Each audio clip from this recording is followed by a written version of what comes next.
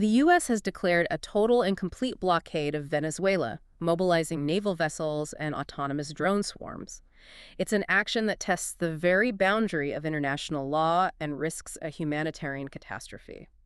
This is a neural pulse. Let's dive in. We're starting today in the Caribbean because this crisis brewing with Venezuela, it's gone far beyond the usual, diplomatic sparring. We're seeing a physical escalation. It's undeniably physical now. We're talking about Operation Southern Spear. And to be clear, this is a declared naval blockade. It's targeting all oil tankers, all cargo ships. This isn't just another round of sanctions. It's a military siege. What's so fascinating is the rationale they've constructed. I mean, on the surface, Southcom is framing this as a counter-narco-terrorism campaign. Right, to stop illicit flows. Exactly. Yeah. But the intelligence confirms the immediate goal is much broader. It's about maximum pressure to force the return of what they call stolen U.S. assets. You mean assets nationalized from companies like ExxonMobil years ago? That's it. So you have an economic siege, but it's wrapped entirely in a counterterrorism uniform, which creates this, immense legal ambiguity. And that ambiguity has already translated into lethal force. That's the immediate risk we have to flag. It has. We've got reports confirming that September 2nd incident where U.S. forces, or forces under their command, engaged and killed 11 people. And the official Pentagon line is that across 21 recent engagements, they've neutralized 82 narco-terrorists. But when you're running a blockade in international waters, how do you verify that before you engage? The legal threshold is being stretched to its breaking point right now. Which brings us to the strategic implication, the bigger picture. We're calling it the geopolitics of suffocation. And this isn't old-school battleships forming a line. Not at all. This is a high-tech operation. It's leveraging autonomous unmanned surface vessels, USVs, and drone swarms. They're blockading those narrow sea channels near Trinidad and Tobago, creating a digital and physical net to choke the Maduro regime. So the mechanism is the USV, but what is the military actually practicing here? They're stress testing what the Pentagon calls massive maritime interdiction operations, or MIOs. They're doing it under near-combat conditions. For listeners, MIO is basically stopping and searching civilian ships. Exactly. And the lessons they learn here: how to deploy and coordinate hundreds of these cheap, expendable drones, how to manage real-time targeting, and critically, how to operate in that legal gray area. That doctrine gets codified and applied somewhere else. And that somewhere else is the real long-term story, isn't it? Absolutely. This Caribbean crucible is a live-fire laboratory. The doctrine they're developing isn't just for Venezuela. It's being designed for future flashpoints, the Taiwan Strait, the choke points in the South China Sea. This conflict is generating operational doctrine for great power competition. But the immediate consequence is just tragic. This high-tech strategy guarantees an acceleration of Venezuela's internal collapse. It just amplifies the humanitarian crisis: food, medicine, fuel shortages. The kinetic means are forcing a systemic collapse of a sovereign state. But that strategy, systemic collapse, isn't limited to physical force. This kinetic test in the Caribbean is running in parallel with a very different, highly precise kind of warfare in the Middle East. An operation that targeted a nation's core knowledge base. We need to shift our attention to Iran, and the reports detailing a shocking operation with an almost unbelievable name: Operation Narnia. Operation Narnia. It sounds like fiction, but the details are intensely real. And the goal was clinical. It was devastating. The data confirms this was a Mossad campaign, right? Executed during the 12-day war back in June 2025. That's right. And the objective was the systemic assassination of Iran's nuclear brain trust. The goal wasn't to destroy centrifuges. It was to destroy the knowledge needed to build and run them. The initial target list was huge, over 100 individuals, but they narrowed it down. They did. They focused relentlessly on the most essential dozen or so scientists, the people whose specialized expertise would cause truly irrecoverable damage to the program. And the methods they used. This is what shows the scale of the infiltration. We are talking about satellite-controlled sniper rifles, AI-equipped autonomous drones deployed deep inside high-security areas, including the so-called Professor's Complex near Tehran. To do that requires an unbelievable depth of human intelligence on the ground. Human ante. And that's the core of the strategy, isn't it? Destroying implicit knowledge, organizational memory. Precisely. You can rebuild a facility in a couple of years. You cannot replace decades of specialized scientific expertise. Killing a key scientist is a strike at the long-term war potential of a nation. It's a fundamental shift in strategic targeting. And we have to look at the cost of this so-called precision. Open source investigations suggest that across 5 major attacks, there were 71 civilian casualties. Which raises profound concerns about adherence to the laws of armed conflict. Hmm. The targeting may be surgical, but the method still carries enormous risk. If we connect this back, the sheer depth of infiltration demonstrated here, it's going to cause profound paralysis inside Iran's security establishment. Absolutely. Yeah. It's designed to breed paranoia. It will lead directly to massive internal purges as they hunt for the agents who allowed this to happen. But here's the critical question. If the goal is to stop their nuclear ambition, doesn't this strategy risk the exact opposite? Doesn't it just make Iran more desperate to get the bomb? That is the paradox at the heart of this operation.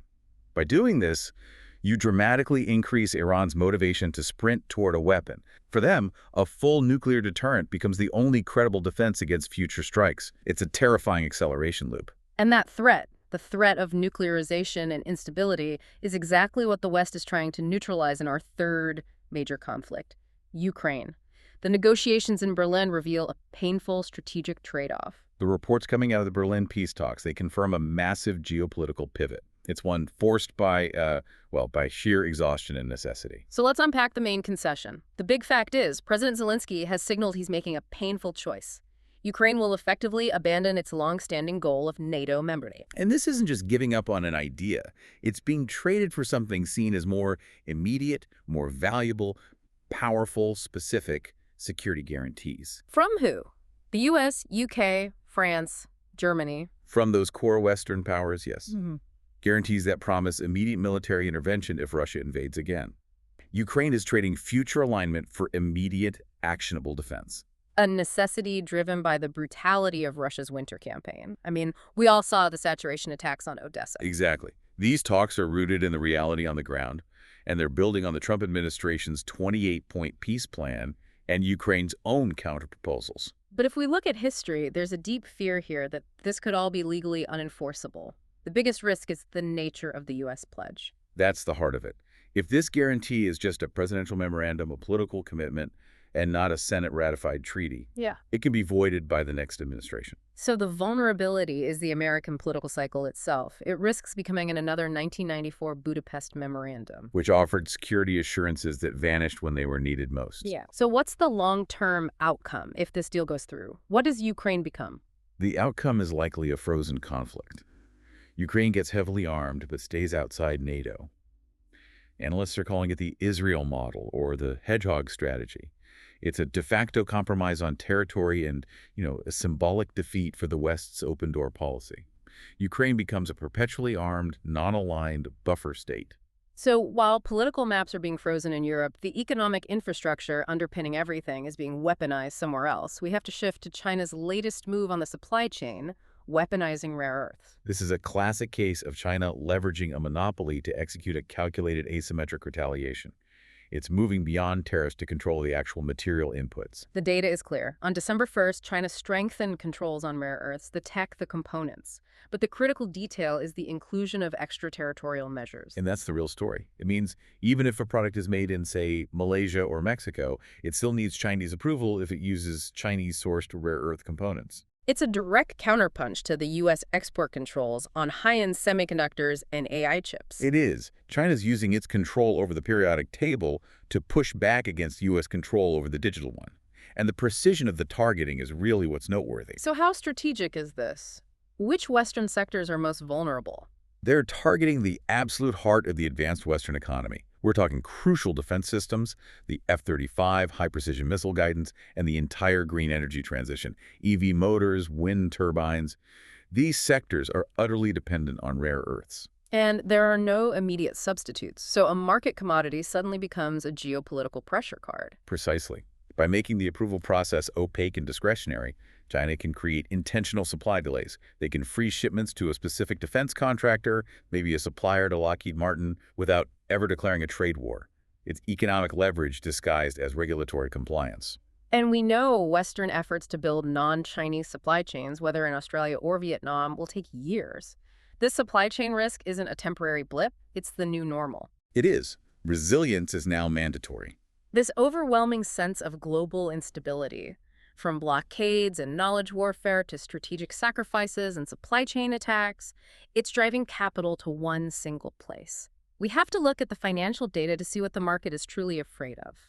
The market is sending a profound warning signal right now, and it's completely detached from traditional fundamentals. The anomaly is striking. Gold is at a historic high, sitting around 43.30 per troy ounce. At the same time, the US dollar index, the DXY, is also high, around 98.65. Which is a complete contradiction. Usually a strong dollar means a weaker gold price. Exactly. But both are soaring. They are completely defying the Fed's recent rate cut on December 10th. So for you listening, if the dollar is strong, why is gold rising? What does that breakdown tell us? It tells us this is no longer about monetary policy. This is a pure fear trade. Geopolitical risk, Venezuela, Iran, China, has completely overridden the traditional signals. Investors are hedging against the possibility that these conflicts escalate into a truly systemic crisis. They're hedging against the failure of the underlying system itself. Exactly. And you add to that the potential for massive supply shocks, energy price spikes from the blockade, for example. And it screams market anxiety about stagflation. The toxic mix of economic stagnation and uncontrollable inflation. This isn't just temporary volatility. JP Morgan is now projecting gold could hit over $5,000 an ounce by 2027. That projection confirms the market believes we have entered a protracted high-risk inflation era. What a picture. Physical blockades, the assassination of knowledge, the sacrifice of ambition, the weaponization of the supply chain. The international order is in structural decay. The signal from all of this is clear. Resilience, not growth, is the only viable strategy moving forward for nations, for corporations, for all of us. And you see that principle, that flight to scarcity, filter all the way down into consumer behavior. It ties perfectly back to the financial data. Think about the LVMH shock we noted. The luxury market is polarizing. LVMH, which is mass luxury, is struggling. But Hermes, which operates on pure engineered scarcity, is totally robust. So in a high-risk, low-trust world, only tangible scarcity holds up. Exactly. Whether it's physical gold or a near impossible to acquire handbag, everything else is vulnerable. Neural Pulse drops every day at 7 a.m. Subscribe for The Signal. See you tomorrow.